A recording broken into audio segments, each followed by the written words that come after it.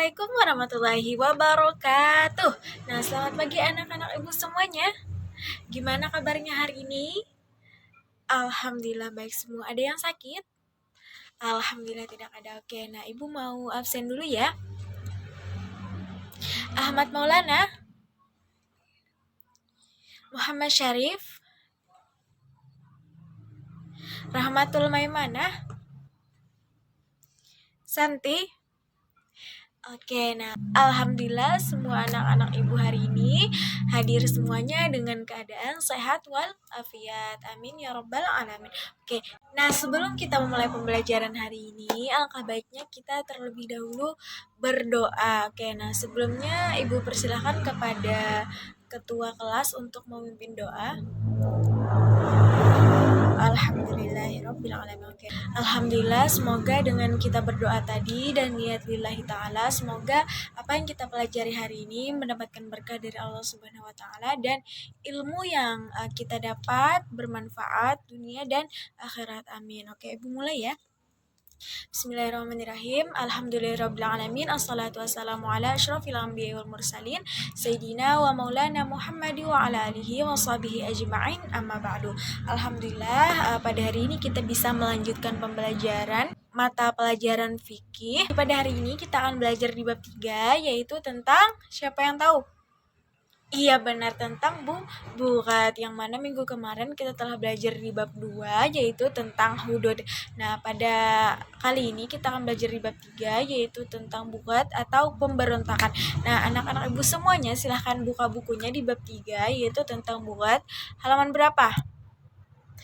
Iya benar, halaman 60. Oke, silahkan dibuka.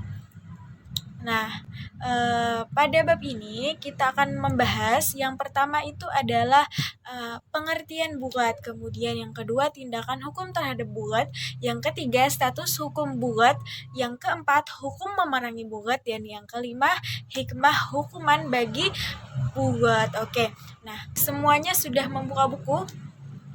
Oke, sudah.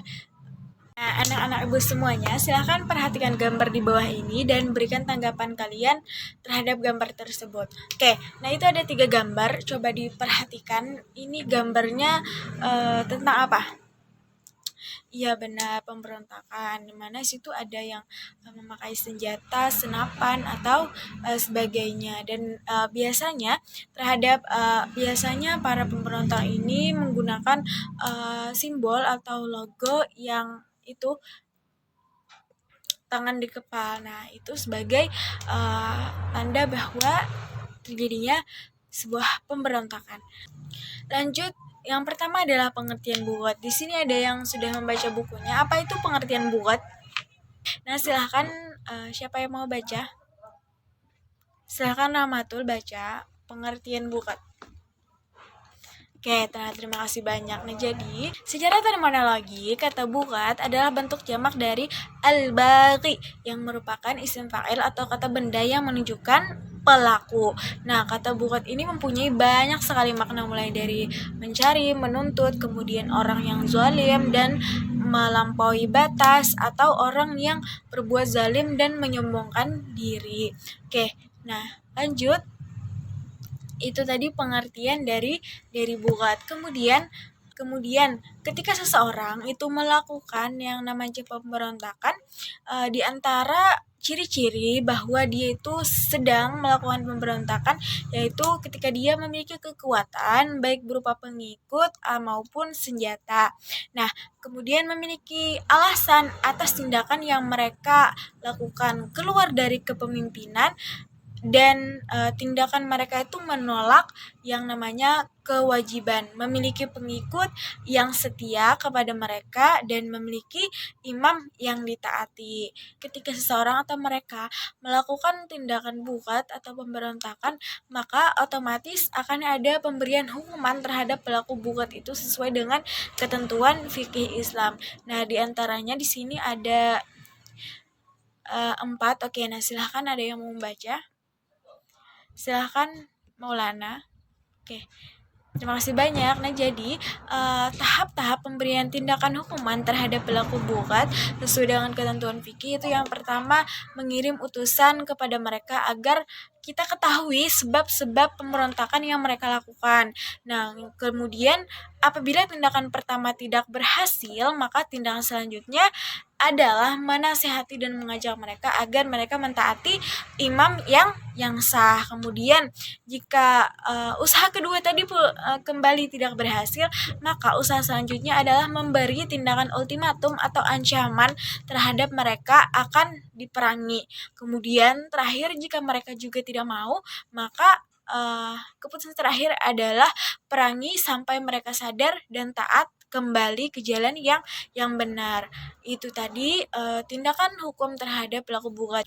Jadi para bukat ini harus diusahakan sedemikian rupa agar mereka sadar kesalahan yang mereka lakukan hingga pada akhirnya mau kembali dan taat kepada imam dan melakukan kewajiban mereka sebagaimana warga negara.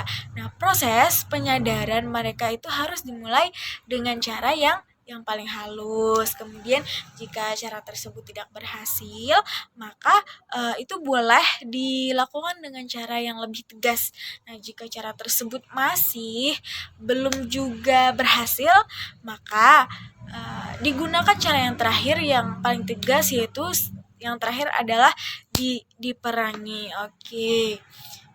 Oke, nah selanjutnya adalah status hukum bagi pelaku bugat.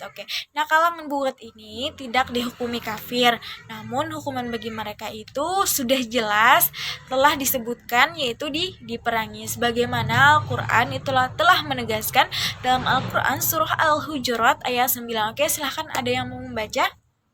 Silahkan Maulana. Nah, terima kasih banyak. Ketika pelaku bugat itu bertaubat, maka taubatnya diterima dan ia tidak boleh dibunuh. Oleh sebab itu, para bugat yang tertawan itu tidak boleh diperlakukan secara sadis, berlebihan, ataupun dibunuh. Mereka cukup ditahan saja hingga mereka sadar. Nah, adapun harta yang terampas tidak boleh disamakan dengan harta ghanimah, karena setelah mereka sadar harta tersebut kembali menjadi harta mereka. Bahkan jika didapati kalangan bugat yang terluka saat perang, maka mereka tidak boleh serta merta dibunuh. Nah itu tadi status hukum pelaku bugat. Nah, selanjutnya adalah hukuman memerangi bugat dan batasannya. Nah, para ulama itu membagi hukuman terhadap bugat ini ada dua. Yang pertama, bugat wajib diperangi, dan yang kedua, bugat mubah atau boleh diperangi. Nah, yang pertama dulu, mereka yang hukumnya wajib diperangi adalah yang melakukan salah satu dari tindakan berikut. Yang pertama, menyerang wanita dalam kawasan Ahlu al-Adli, yaitu suatu perkampungan di mana masyarakat sipil biasa hidup. Yang kedua, mengambil bagian dari Baitul Mal kaum muslimin secara tidak sah. Dan yang ketiga, mau menyerahkan hak yang telah diwajibkan atas mereka. Dan terakhir, yang keempat, secara jelas mereka melakukan pembangkangan untuk menjatuhkan imam atau pimpinan yang telah sah dibaiat dan wajib ditaati. Nah, itu ada hadisnya. Silahkan ada yang mau membaca. Silahkan Rahmatul. Terima kasih banyak. Nah, masih diperselisihkan para fuqaha adalah orang yang mengadakan pemisahan diri dari jemaah muslimin dan tidak mau menyerahkan zakat kecuali kepada sesama golongan mereka atau kaum bukat tadi. Nah, Imam Syafi'i dari qaul qadimnya berpendapat mereka wajib diperangi atas dasar pendapat bahwa zakat itu wajib diserahkan kepada Baitul Mal muslimin. Namun dalam qaul Jadid dan Imam Syafi'i berpendapat mereka mubah diperangi atas dasar pendapat bahwa penyerahan zakat ke Baitul Mal adalah sunat dan tidak wajib. Nah, itu tadi pembahasan tentang hukuman memerangi bukat. Tadi ada dua, yang pertama bukat wajib diperangi, dan yang kedua bukat boleh diperangi. Kemudian ibu akan memberikan beberapa contoh bukat atau pemberontakan yang ada di Indonesia. Silahkan, ada yang ingin membacakan? Kayak silahkan Syarif bacakan. Terima kasih banyak. Nah, itu tadi beberapa contoh bukat yang pemberontakan yang ada di NKRI kita. Nah, ketika kita mengetahui bukat tadi ada hukumannya, pasti ada hikmah dari hukuman bagi pelaku bukat tersebut. Oke, nah di sini ada yang ingin membacakan? Silahkan Jadidah. Nah, terima kasih banyak. Dan ketika seseorang itu telah diberikan hukuman atas apa yang dia lakukan, hal yang paling utama adalah kita menyadarkan bahwa apa yang dia lakukan itu salah. Itu contoh secara umumnya. Jangan sampai kita termasuk ke dalam kelompok pemberontakan. Oke. Nah, contoh saja nih pemberontakan yang mungkin secara halusnya yang ada di ketika kita melanggar peraturan yang ada di sekolah, otomatis kita tidak mematuhi peraturan yang sah.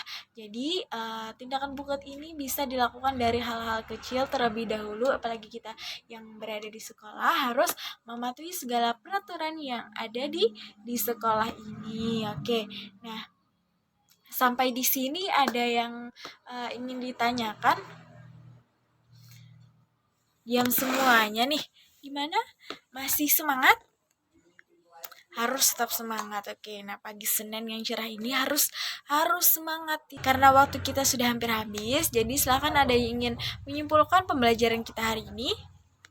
Silakan Rahmatul. Oke. Nah, itu tadi kesimpulan pembelajaran kita pada hari ini. Ibu akan memberikan tugas kelompok untuk kalian.